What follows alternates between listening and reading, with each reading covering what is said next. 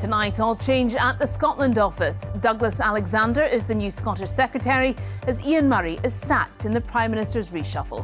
There's shock in his constituency. Well, that is a big surprise. I know he was very popular in this area. He's been absolutely brilliant, so that's really upsetting. We'll have full analysis of the changes also tonight. The Rosyth shipyard in Fife is expected to win a £1 billion contract to build 4 frigates for the Danish Navy. Coming up in tonight's sport, Scotland begin their World Cup qualifying campaign against Denmark. I'll be live here in Copenhagen.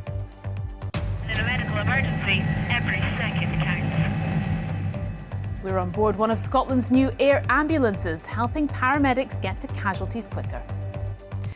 And 10 years after the opening of the Borders Railway, should the line be extended to Carlisle?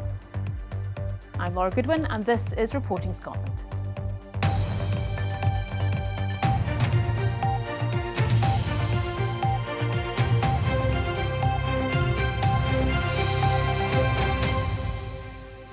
Just yesterday, this was the Prime Minister, Keir Starmer, Scottish Labour leader Anna Sarwar and the then Scottish Secretary Ian Murray together in Glasgow, hailing a £10 billion investment in the shipbuilding sector.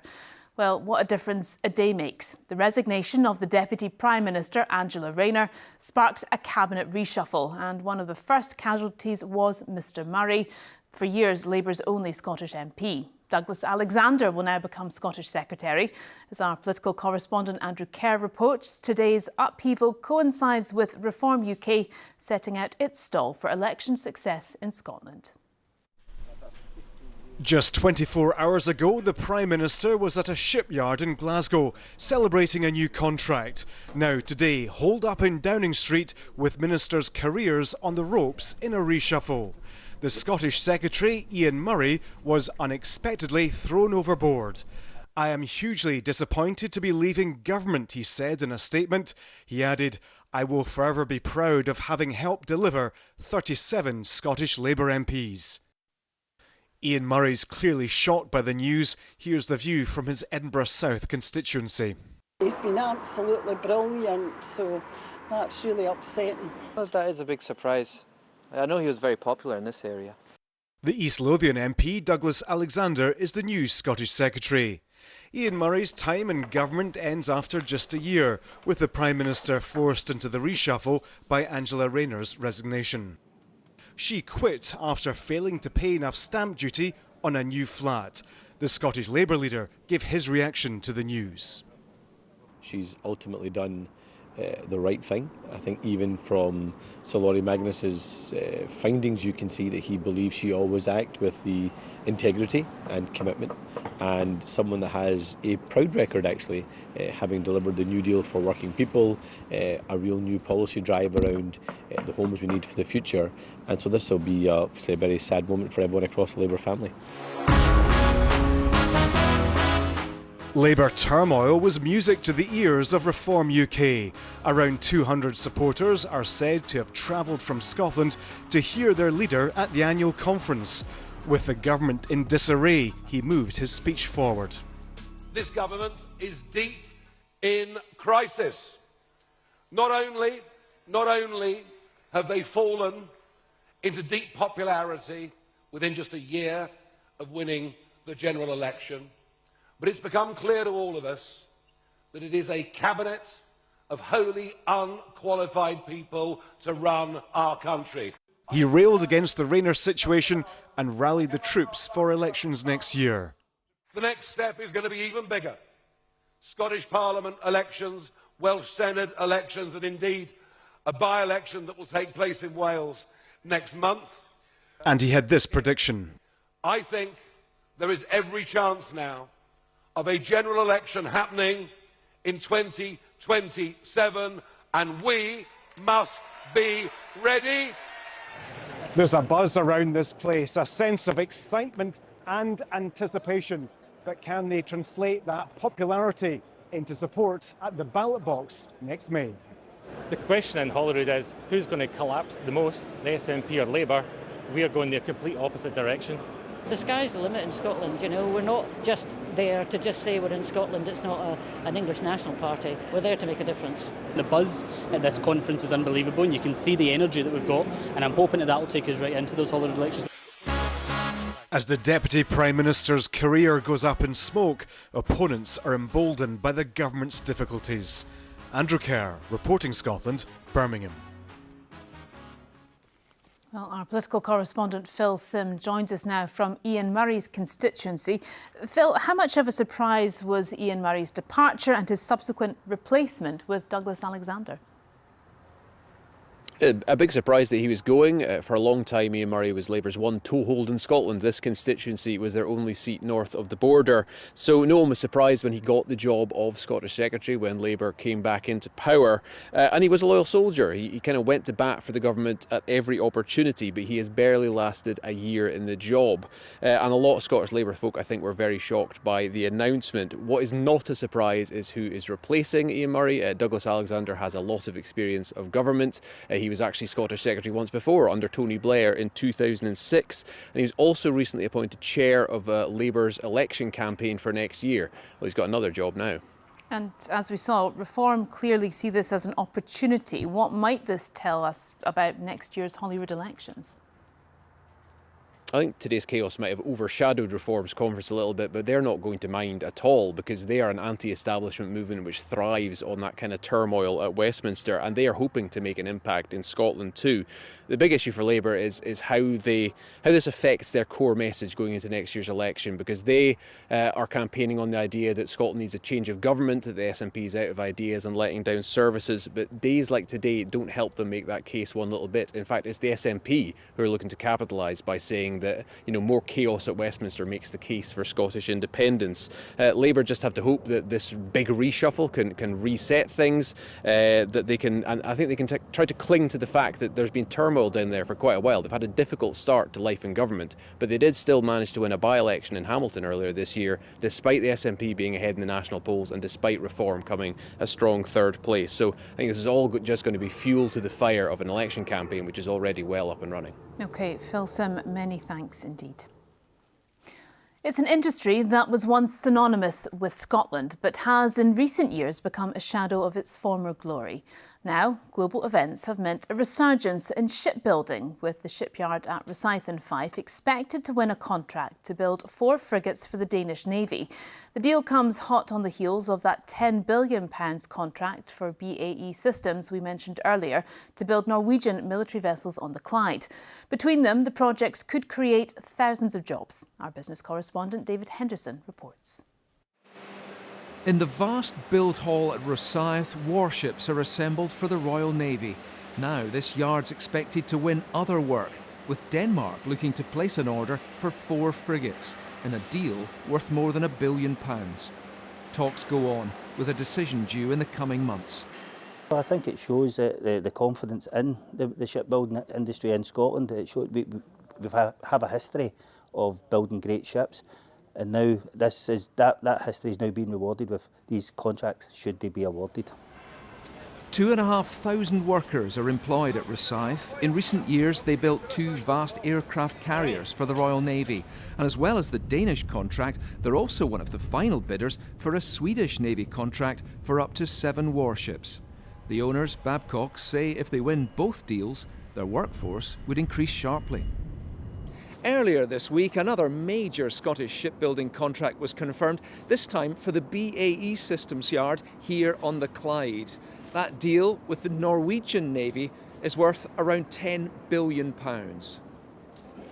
Just a few days ago, the Russian leader Vladimir Putin was in China for talks and to witness this huge military parade.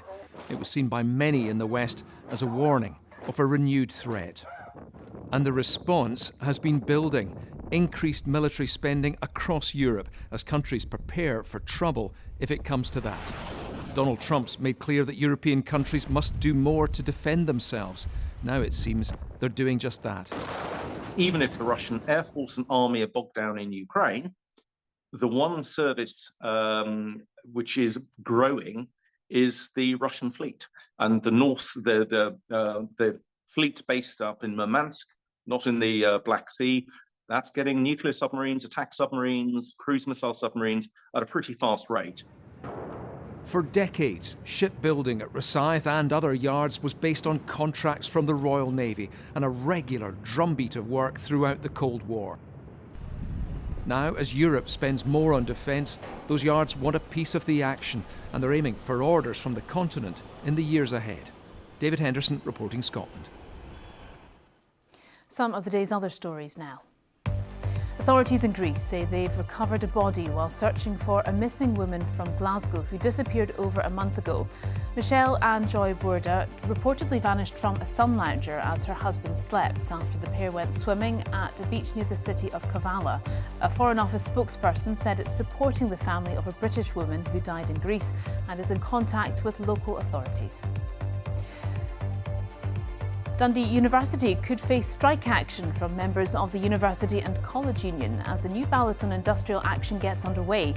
The university faces hundreds of job cuts as it attempts to tackle a £35 million black hole in its finances. The union is calling on the university to rule out compulsory redundancies. The university says it's in talks with the Scottish Funding Council regarding its recovery plan.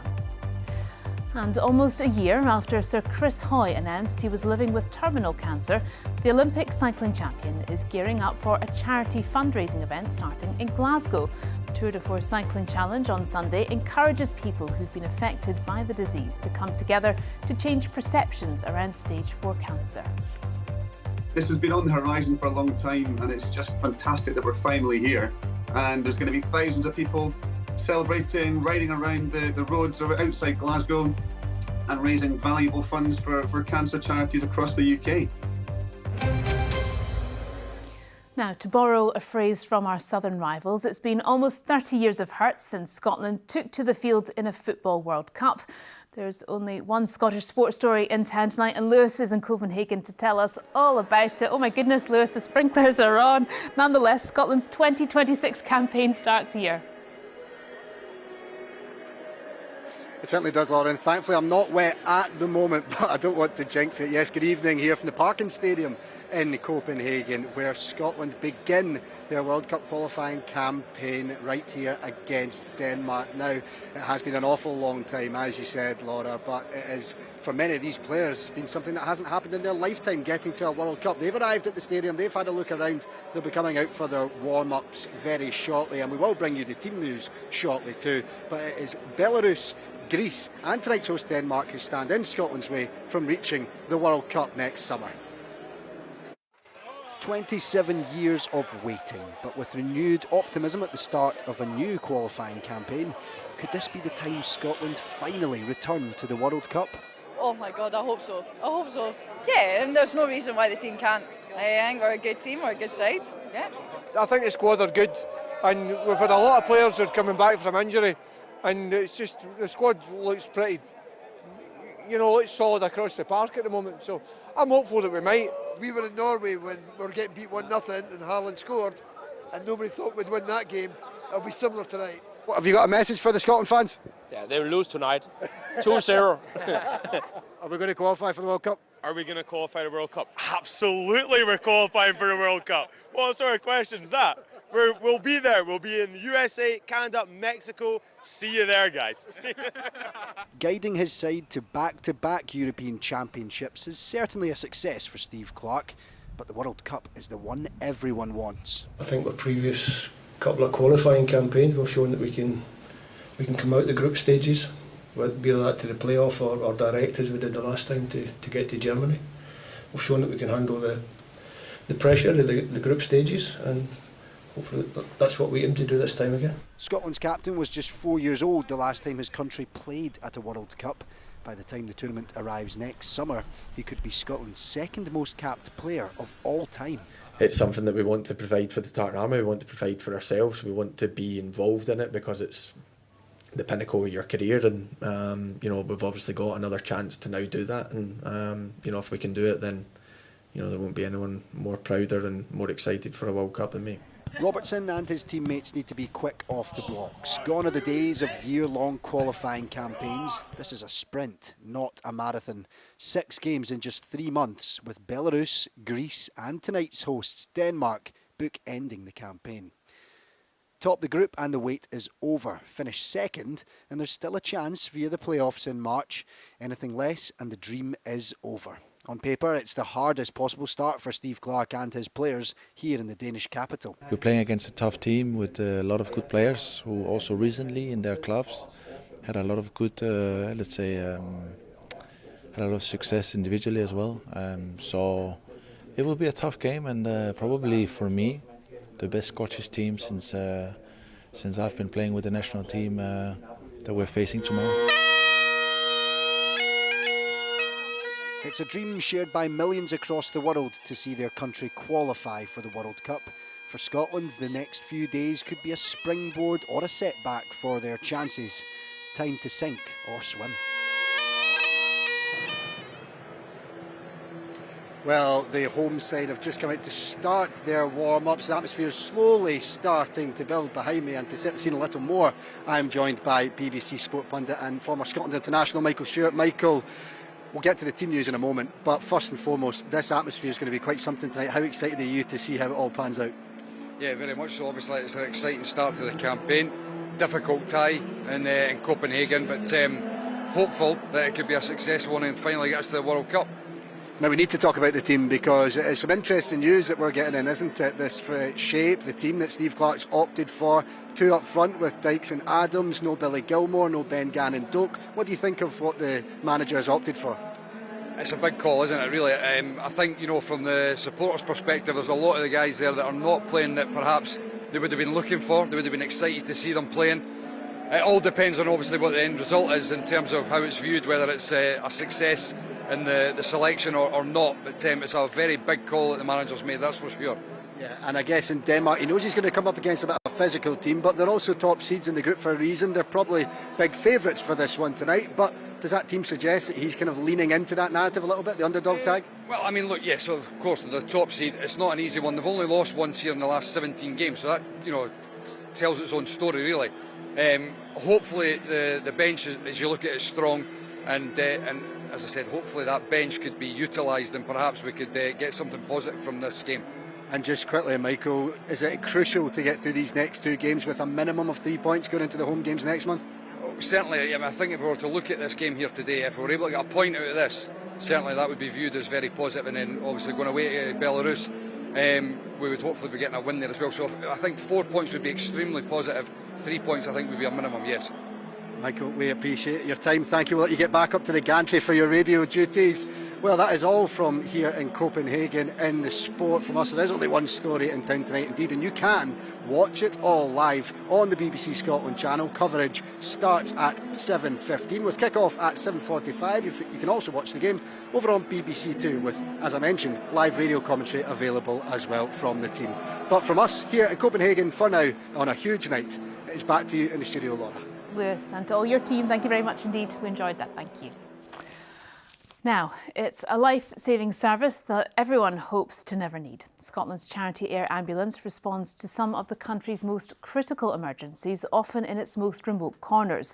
Operating from bases in Perth and Aberdeen, the charity has unveiled a new aircraft in the northeast. It says the state-of-the-art addition will help paramedics reach patients faster and potentially save more lives. Rebecca Curran reports. Soaring above Scotland's rugged landscapes, a new life-saving service takes flight. This state-of-the-art aircraft is the most advanced of its kind and the latest addition to the country's emergency response fleet. There's space for a team of specialist doctors and paramedics on board, ready to respond at a moment's notice to the most serious emergencies, often in hard-to-access areas. This aircraft is larger than its predecessor and can travel for longer without refuelling, which means that it can reach Scotland's most remote communities far quicker. And in a medical emergency, every second counts. The pilot and paramedics know getting patients to hospital quickly can mean the difference between life and death. I've been to an RTC on Skye where it was an hour and a quarter each way to get there. Our current helicopter doesn't have enough fuel to do that job without refuelling. So in that instance we had to refuel twice, once on the way there and once on the way back. But this new helicopter carries much more fuel, so we can do that mission in one go on the internal fuel, so we can get the patient much more quickly to definitive care. Since the charity's launch in 2013, crews have responded to more than 7,000 call-outs, from road accidents to mountain rescues. Entirely funded by public donations, it's a service people hope they'll never need, but one that could save their life. The way we kind of like to phrase it is that we're essentially taking the emergency department to the patient, allowing us to do some really advanced clinical skills on scene and on the way to hospital. So a lot of people doing a lot of different things at once, which is just going to make that patient experience a lot better. The new aircraft is set to enter service next month, bringing faster care and a lifeline to Scotland's most remote communities. Rebecca Curran, reporting Scotland, Aberdeen. The actor Brian Cox has returned to his hometown of Dundee in a bid to help save Broy Castle. Campaigners claim the local council is cutting funding for the historic site, leaving it at risk of closure. The Hollywood star joined local campaigners in an effort to raise funds to develop the castle as a visitor attraction and cultural asset rather than close it. Why threaten something which has provided so much over the centuries for our town? And it's also to do with heritage. If you start interfering with heritage, you lose contact with your roots. And this is what Broy, this is what this means. And it's why it stayed around so long, because it is about our roots. It's about where we come from and about, you know, what Dundee is as a city. And I just think that whatever needs to be found has to be found. This weekend, events will be held to mark the 10th anniversary of the opening of the Borders Railway. The original line was shut in the 1960s as part of the Beeching Cuts. But after decades of local campaigning, the line was reopened at a cost of £300 million. Today it's been announced that the line will be electrified, while calls grow to extend the route to Carlisle at an estimated cost of £500 million. Cameron Buttle reports. It was the day the Queen became Britain's longest reigning monarch, and the day the Borders got its railway back. These pictures were broadcast around the world, a global audience bringing a huge boost. Trains hadn't run on the line for more than 40 years. It cost around £300 million to bring them back.